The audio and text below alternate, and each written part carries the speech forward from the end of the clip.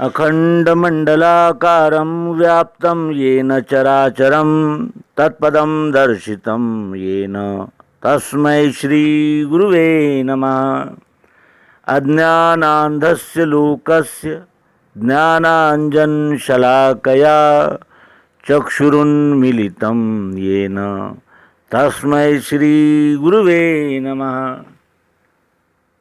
अध्यात्म विश्व विज्ञान यूट्यूब चैनल पर आप सभी प्रिय मित्रों का हार्दिक स्वागत और समादर करते हुए आइए श्री संजय राजपूत छत्तीसगढ़ इनके सद्गुरु कृपा इस मालिका का ये दूसरा भाग प्रस्तुत करते हैं।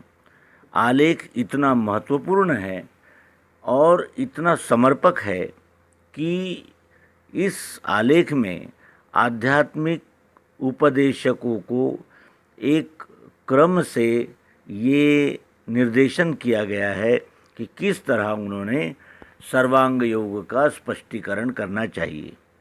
आइए देखते हैं सद्गुरु कृपा भाग 2 प्रस्तुति श्री संजय राजपूत छत्तीसगढ़।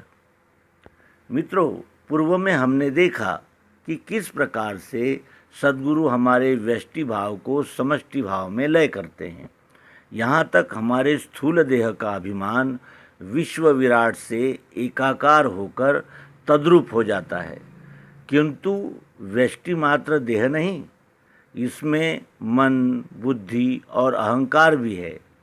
ये देह की अपेक्षा सूक्ष्म है।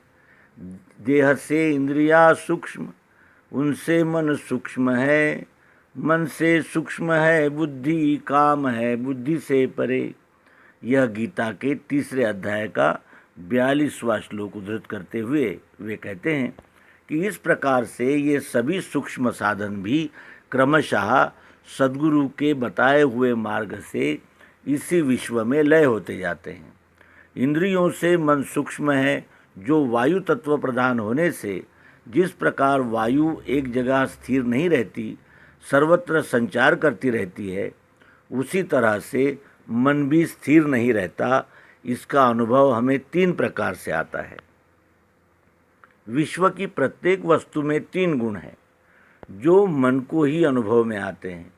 किसी वस्तु का अच्छा लगना सतोगुणी भाव, अच्छा बुरा मिश्रित अनुभव रजोगुणी भाव और बुरा ही बुरा लगना यह तमोगुणी भाव है। यही 3 गुण हमारे शरीर में अन्न के माध्यम से कफ, वात और पित्त नाड़ियों के रूप में स्पंदन करते हैं और यही 3 गुण निज मूल स्वरूप के बोध हेतु मन, बुद्धि एवं अहंकार के रूप में साधन बने हैं। गुण जब वस्तु या खाद्यान्न में प्रसुप्त अवस्था में होते हैं तब जड़ कहलाते हैं, और यही 3 गुण जब खाद्यान्न के द्वारा हमारे शरीर में जाते हैं तो कफ, वात और पित्त बनकर हलचल करने लगते हैं, यही चेतन हो जाते हैं। इस तरह से जड़ और चेतन में केवल अवस्था का भेद है। प्रकृति से होने वाले गुणों से 3 मुक्त है, ऐसी वस्तु धरती में, सुरों में, स्वर्ग में नहीं। गीता अध्याय 18 का 40वां श्लोक। संपूर्ण विश्व की उत्पत्ति, स्थिति और लय की लीला इन्हीं त्रिगुणों से होती रहती है।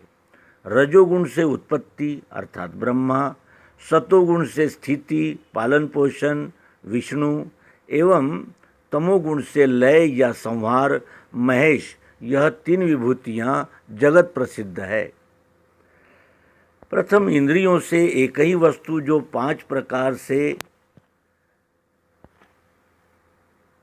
भासती थी, वही अब मन को 3 प्रकार से भासने लगी। यही सूक्ष्मता की ओर अग्रसर होना है। इन 5 वस्तुओं, 5 तत्वों और 3 गुणों की जहाँ अखंड एकरूपता है, उसे ही क्षर, परिवर्तनशील, सगुण, साकार, माया या गुण साम्यावस्था इत्यादि नाम दिए गए हैं। 6वां साधन जो हमारे पास है वह मन से भी सूक्ष्म बुद्धि है। किसी भी वस्तु का निश्चय बुद्धि ही करती है एवं ठोस निर्णय लेने में सक्षम होती है। इसे ही निश्चयात्मिका बुद्धि कहा जाता है। यह केवल मनुष्य के पास में है। इसी कारण से मनुष्य को सभी योनियों में श्रेष्ठता प्राप्त है। परमात्मा के दिव्य स्वरूप को जानने, देखने और निश्चय करने की बुद्धि मनुष्य के पास होने से ही गोस्वामी तुलसीदास जी ने मानस में ये कहा है कि बड़े भाग मानुष तन पावा, सुर दुर्लभ सदग्रंथ ही गावा। और इस दुर्लभ शरीर को प्राप्त करके भी जो मनुष्य इस भवसागर को पार नहीं कर सकता, वह आत्महत्या ही कर रहा है। जो न तरे भवसागर, नर समाज असपाय, सो कृतनिंदक मंदमति, आत्महन गति जाए। अर्थात वह मंद बुद्धि है और उसके कर्म निंदनीय है। तो इस प्रकार श्री संजय राजपूत छत्तीसगढ़, इनका आलेख हम अपने मित्रों के लिए प्रस्तुत कर सकें। और ये सद्गुरु कृपा मालिका का दूसरा अंक है।